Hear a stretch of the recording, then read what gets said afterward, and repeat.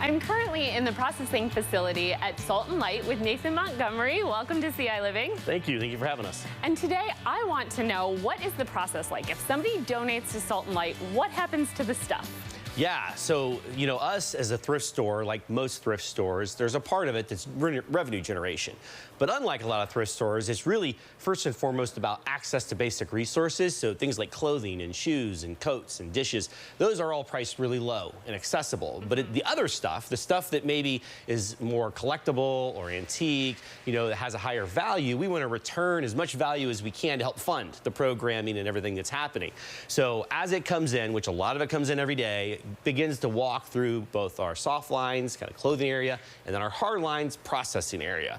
And the high value stuff, this is kind of where it ends up before it goes out to be sold. So this is like the eBay room if we find treasures. Exactly. Always fun to just kind of walk in and look around and see things from like every generation. Exactly, and I was looking around and I was like, oh, I remember that from school and I remember that from this movie, so that's really cool. Yeah. And then there is, you say high value, right? What is the absolute lowest value? So if you sell stuff at a garage sale and stuff doesn't sell, are you interested in any of that, or is there a minimum threshold? Right, so it all kind of depends, right? So our hard lines processing, they tend to lowest price point at $1.99. Okay. And so as stuff comes in, they identify, as long as it's obviously in working condition, what that price point might be, and it goes through the floor. But often we do get a lot of stuff where, yeah, maybe someone's had a garage sale and tried to sell everything, $1 for a bag or whatever. Right. And some of it maybe is just not that great shape, great working condition.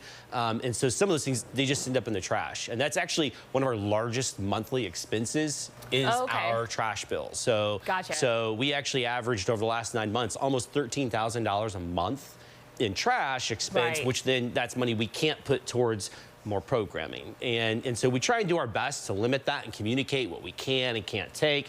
But I think people just thinking through that, right? Like, hey, is this something really that they're going to be able to put out on a shelf and sell for $1.99? Right. If not, then we would probably say, we appreciate you thinking of us, but maybe not today. Right. That makes sense, because you want things that ultimately then will help the program. Right.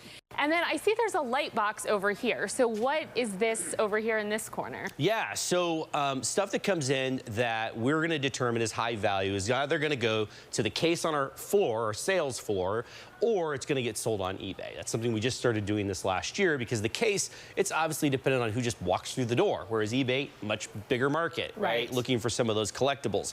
So those items, once they determine the value is there, they need to take pictures of them to be able to post. And so simple light boxes like this really help to just kind of focus on the product and actually help sell it faster. And so they'll put whatever it is, whether it's jewelry, whether it's a collectible, whether it's a figure, it doesn't matter what it is, put it in here, take pictures of it, and then those pictures go on to the eBay site.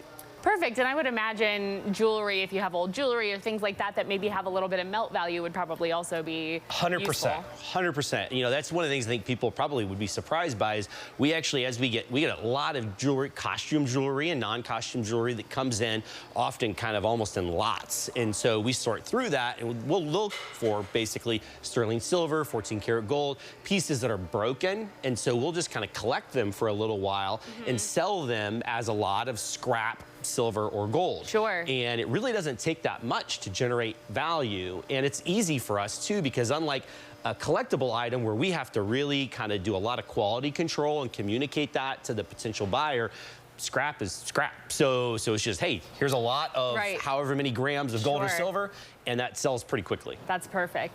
And we do a segment on CI Living called Jacqueline Does My Job. So is there something here that I might be able to help with, maybe sorting or collecting or photoing or something? Oh, you bet. Put me to work? You bet. I will get you to our Director of Retail Operations, Mike Jenkins, and he can put you to work on the processing line. All right, awesome. Let's go. Yep.